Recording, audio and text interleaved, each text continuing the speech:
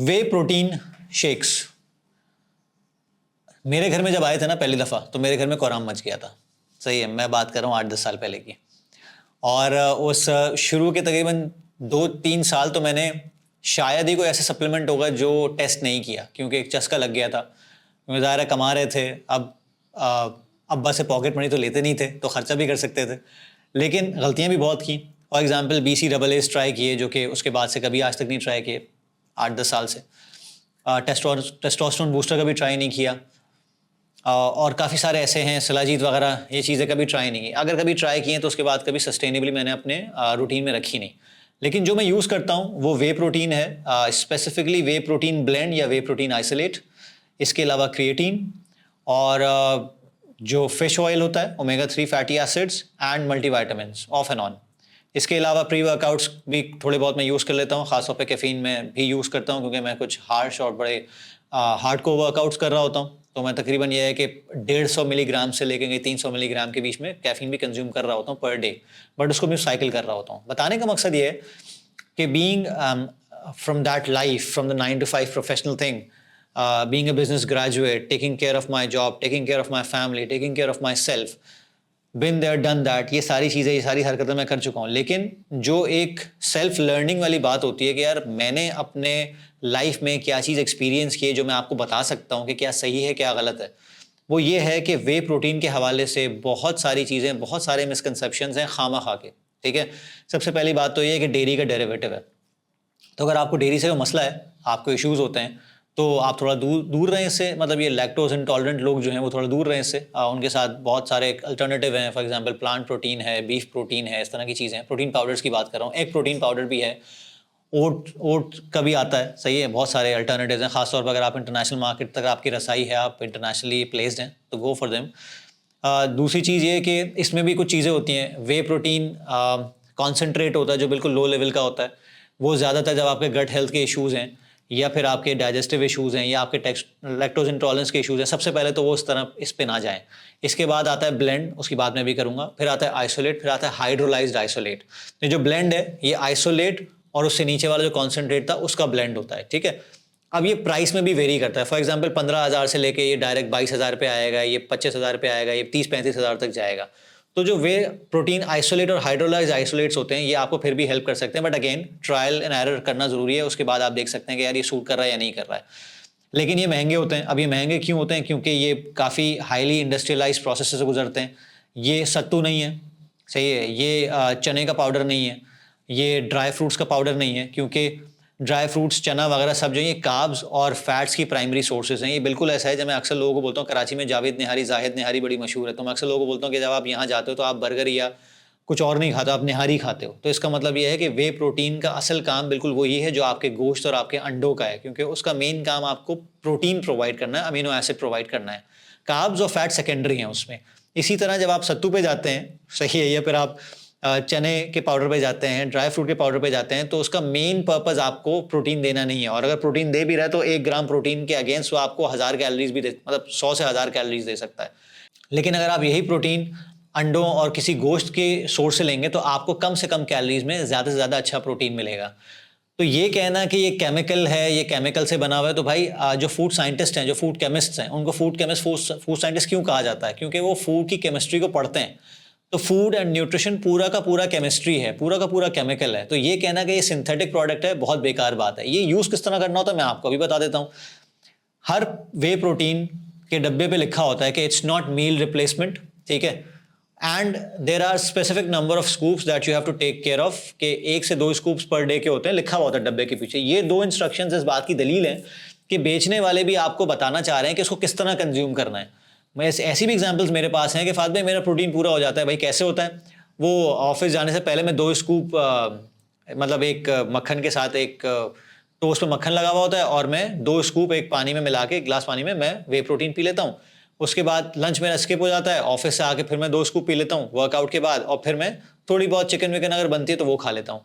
भाई इसको उल्टा करना होता है, क्योंकि वो कह रहा है कि मील रिप्लेसमेंट नहीं है। आपने बेसिकली मील को रिप्लेस कर दिया है। ये 4 स्कूप्स आपके होल फूड से आने चाहिए थे, प्रोटीन, मतलब चिकन, अंडा, फिश, मटन, बीफ, व्हाटएवर, ठीक है, या फिर आप लाल लोबिया हो गया, या इसमें आपके चने हो गए, काले चने वगैरह हो गए, ये सब आपको प्रोटीन देते हैं। वो अलग डिबेट है कि प्लांट प्रोटीन इतने सुपीरियर नहीं है जितने मीट प्रोटीन है, वो अलग डिबेट है। लेकिन कहने का मकसद ये होल फूड से आ सकते हैं, तो आपको उसको उल्टा करना है। जो फॉर एग्जांपल मेरी 150 ग्राम की रिक्वायरमेंट है, तो अगर मैं 100-125 अपने होल फूड से लेता हूँ तो 25 ग्राम के लिए मैं एक, या कभी बहुत बिजी हूँ, मैं खाना नहीं खा सकता, या किसी ऐसी जगह पे हूँ जहाँ पे अच्छे फूड तक रसाई नहीं है, तो मैं अपने पास एक स्कूप और रखता हूँ, तो दिन का 25 से 50 ग्राम मेरे पास आ जाता है, जो कि फिर भी मेजॉरिटी से हटके है। तो सबसे पहली बात तो ये कि मील रिप्लेसमेंट नहीं है। तो ये समझने की जरूरत है कि जिस तरह आप एग्जाम में बैठते हैं और आपके पास मेन शीट आती है करने के लिए, आप कभी ये नहीं बोलते कि मुझे सप्लीमेंट शीट पहले दो, पहले मैं सप्लीमेंट शीट फिल करूंगा फिर मेन शीट फिल करूंगा। ये बहुत बड़ी बेवकूफ़ी है कि सबसे पहले हमें अपने फिटनेस जर्नी में ये ख्याल आता है कि सप्लीमेंट्स कौन से यूज़ करने। मुझे डायरेक्टली रैंडमली कोई ऐसा मैसेज आ जाता है कि यार फाद भाई कौन सा सप्लीमेंट हमें यूज़ करना चाहिए। भाई मुझे नहीं पता, I don't know you, I don't know your story, तो मैं आपको कैसे बता सकता हूँ? मुझे आपके न्यूट्रिशन का नहीं पता, मुझे आपके चैलेंजेस का नहीं पता। दूसरी बात, ये भी बहुत सारे गलत सवालात हैं। अगर आप सवाल ही गलत करेंगे सप्लीमेंट्स के बारे में, आपको जवाब कभी सही नहीं मिल सकता। फाद भाई मुझे एनर्जी की कमी है, कोई अच्छा प्रोटीन शेक बता दें। एनर्जी की कमी के लिए प्रोटीन शेक नहीं पिया जाता भाई। एनर्जी की कमी के लिए सबसे पहले अपना ओवरऑल हाइड्रेशन चेक करें कि आप कितना पानी पी रहे हैं दिन में, ठीक है। उसके बाद न्यूट्रिएंट्स चेक करें कि आप होल फूड से जो कार्बोहाइड्रेट्स ले रहे हैं, फैट्स ले रहे हैं, प्रोटीन ले रहे हैं, कैसे ले रहे हैं। चैट जीपीटी अवेलेबल है, वो आपको बता सकता है। कुछ प्रॉम्प्ट्स अवेलेबल हैं, यूट्यूब की वीडियोस चाटें, और अगर इतना टाइम नहीं दे सकते तो किसी अच्छे कोच को हायर करें, ठीक है। मैं भी ये सर्विसेज देता हूँ, और मैं अपने आप को सेल नहीं कर रहा अभी, but I am selling without selling my self, because I do this for the people around. क्योंकि बहुत सारे लोग हैं जो अफोर्ड नहीं कर सकते, या बहुत सारे लोग अफोर्ड नहीं करना चाहते। इट्स ओके, पैसे इन्वेस्ट नहीं कर सकते, टाइम इन्वेस्ट करें। इसलिए ये फ्री कंटेंट बनाने की जरूरत इसलिए कि कम से कम आपका माइंडसेट को ट्रेन किया जाए कि सोचना किस तरह है, क्या सोचना है आप सबको पहले से पता है, 4 साल की उम्र से पता है। तो जब भी सप्लीमेंट्स की बात आती है तो साइंस को फॉलो किया करें। खामखा हमारे अब्बा ने, हमारी अम्मा ने, हमारे बहन भाइयों ने, हमारे कोलीग्स ने, हमारे सीईओ ने, सीएफओ ने, चचा ताया मामा पुप्पा, किसी ने यूज़ नहीं किया। तो जब किसी ने यूज़ नहीं किया तो आप उसका एक्सपीरियंस भी नहीं बता सकते, ठीक है। अब आप बोलेंगे कि यार इस तरह तो हमने टीके भी नहीं लगाए, पीईडीज भी नहीं लगाए, तो फिर उसका भी नहीं बता सकते। नहीं, वो आपके सामने, आपको पता है कि वो किस लेवल पे लगाए जाते हैं। फॉर एग्जांपल बॉडी बिल्डिंग, जो मसल बिल्डिंग की बात है, मसल्स को ग्रो करके बड़ा करने की बात है, वो कमाते इस चीज़ से हैं। वो एक पूरी फुली फ्लेज इंडस्ट्री है, और उस इंडस्ट्री में मैं आपको लिख के दे दूं कि सप्लीमेंट तो बहुत बाद में आते हैं। पहले न्यूट्रिशन आता है, उसके बाद पीईडीज, परफॉर्मेंस एनहांसिंग ड्रग्स आती हैं। सप्लीमेंट्स बहुत दफ़ा इक्वेशन में नहीं होते। हाँ, उन लोगों को यूज़ इसलिए किया जाता है क्योंकि कमर्शियल एस्पेक्ट है, तो वो बॉडी दिखा के लोगों को ये बताना कि इस तरह की बॉडी बनेगी, सप्लीमेंट लो, ये लो, वो लो, तो वो एक कमर्शियल एस्पेक्ट है, उसमें हम नहीं जाते। तो बताने का मकसद ये है कि ये मत सोचें कि प्रोटीन सप्लीमेंट्स या किसी भी तरह के सप्लीमेंट्स बहुत ज़रूरी हैं आपके लिए। कुछ सप्लीमेंट्स ऐसे होते हैं essential supplements. For example fish oil का मैंने आपको बताया, फैटी फिश हम नहीं खाते। कराची में या पूरे पाकिस्तान में ज़्यादा फिश नहीं खाई जाती। हमारे यहाँ ओकेजनली अगर खाई जाती है, फिश खाई जाती है, या कोई सीज़न आता है तो खाई जाती है। ज़्यादातर हम अपना बीफ, चिकन और अंडों से प्रोटीन ले रहे होते हैं। तो ओमेगा 3 फैटी एसिड्स के लिए it's a best form of fatty acid जो आपका डाइटरी फैट है। तो आपको जब एक सॉफ्ट जेल की सूरत में 1 ग्राम से 2 ग्राम मिल सकता है पर डे, तो why don't you go for that. Creatine पे आ जाते हैं। क्रिएटिन बहुत दफ़ा लोगों को लगता है कि यार प्रोटीन और क्रिएटिन, सबसे पहले तो ये अल्टरनेटिव्स नहीं है, ये बहुत डिफरेंट चीज़ें हैं। आपकी बॉडी जो भी चीज़ इंजेस्ट करती है, भले वो प्रोटीन हो, प्रोटीन अमीनो एसिड्स में कन्वर्ट होता है, कार्ब्स शुगर्स में कन्वर्ट होते हैं, फैट्स ट्राइग्लिसराइड्स में कन्वर्ट होते हैं। अब ये तीनों चीज़ें जो है ना, शुगर्स, ट्राइग्लिसराइड्स और अमीनो एसिड्स, ये डायरेक्टली यूज़ नहीं होते आपकी एनर्जी प्रोड्यूस करने के लिए। ये एक प्रोसेस के थ्रू गुजरते हैं जहाँ से एटीपी प्रोड्यूस होता है, and this is the currency that your body uses to use as an energy. ये करेंसी है, मतलब दुबई में जाके दिरहम चलेंगे, पैसे नहीं चल सकते। इसलिए बॉडी नहीं जानती, बॉडी का एनर्जी सिस्टम नहीं जानता कि उसके पास कार्बोहाइड्रेट आया है या शुगर आई है या अमीनो एसिड आया है। उसको ये पता है एटीपी कितना आया है।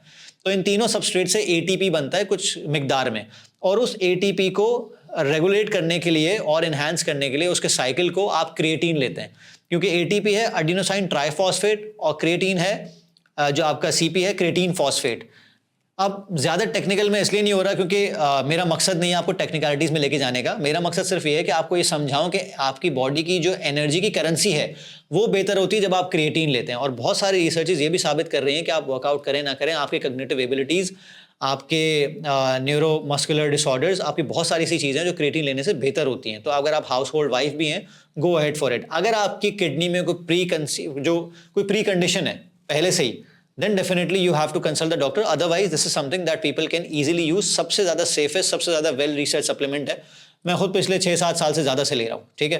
और मैं पोस्ट वर्कआउट लेता हूँ। ये प्री वर्कआउट भी नहीं है, ऐसा नहीं है कि आपने कैफीन लिया एकदम से आपको कैफीन का झटका लगा और आप वर्कआउट करना शुरू कर दें, नहीं, it takes time.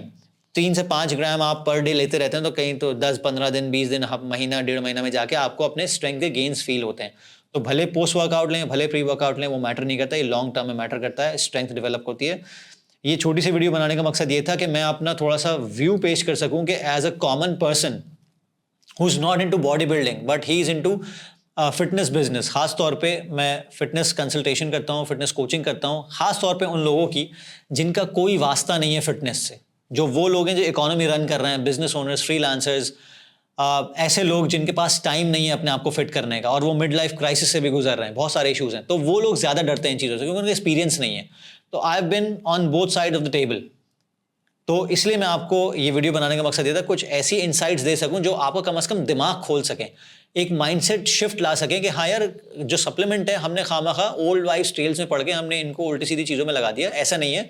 Let's dig deeper into it. आप किसी कोच से बात करें तो ये चीज़ें, ये इन्फॉर्मेशन आपको हेल्प कर सकती है कि आप कौन आपको बेवकूफ़ बना रहा है, कौन आपको आपकी हेल्प कर रहा है। अगर मैं सप्लीमेंट बेचूंगा, फॉर एग्जाम्पल मैंने कोई ब्रांड लॉन्च किया, ठीक है, तो अगर आप मेरे पास आएंगे और मेरे पास अपना ब्रांड है तो मैं तो हाईली लाइकली है, जब आपके पास कमर्शियल एस्पेक्ट होता है, मैं बोलूँ हाँ ठीक है यार ये प्रोटीन ले लो। कितने लोग मेरे पास आते हैं, मैं जहाँ से प्रोटीन सप्लीमेंट्स लेता हूँ, मैं बोल सकता हूँ कि हाँ यार आप यहाँ से ले लो, मैं उनसे ये भी बोल सकता हूँ हाँ मेरा कट रख देना। ऐसा नहीं होता, क्योंकि मैं सबसे पहले ये पूछता हूँ आप मुझे डाइट बताएं अपनी, वो डाइट बताते हैं, बोलता हूँ आप यहाँ से यहाँ से यहाँ से क्यों नहीं ले रहे हैं, बोलते हैं यार हो ही नहीं सकता, तो बोलते हो आप सप्लीमेंट के लेवल पे ही नहीं आए हो। सप्लीमेंट के लेवल पे जब आओगे जब आपके होल फूड्स पूरे हो जाएंगे, और जब आप होल फूड से किसी कन्वीनियंस की बेसिस पे नहीं कर सकते तो फिर हम आएंगे सप्लीमेंट पे कि हाँ यहाँ कैसे कैसे आप सप्लीमेंट्स को पुट इन कर सकते हो। तो मेन शीट नहीं है, ये सप्लीमेंट शीट है। सप्लीमेंट का लुग़वी मायने, लिटरल मीनिंग ही ये है कि it comes as an addition to something that is basic already present in your life. इसी तरह की और भी बहुत सारी चीज़ें हैं, मैं साथ साथ लाता रहूँगा। हम स्पेशलाइज वीडियोज़ भी बनाएंगे और मैं पॉडकास्ट भी अक्सर करता रहता हूँ लोगों से, इसके बारे में और डिग डीप करता हूँ, क्योंकि ये वो साइंस है जो कि इवॉल्विंग है, एवोल्यूशनरी है, रिसर्चेज आती रहती हैं, चीज़ें साबित होती रहती हैं, but again keep educating your self and keep your self abreast of these kinds of information. Thank you.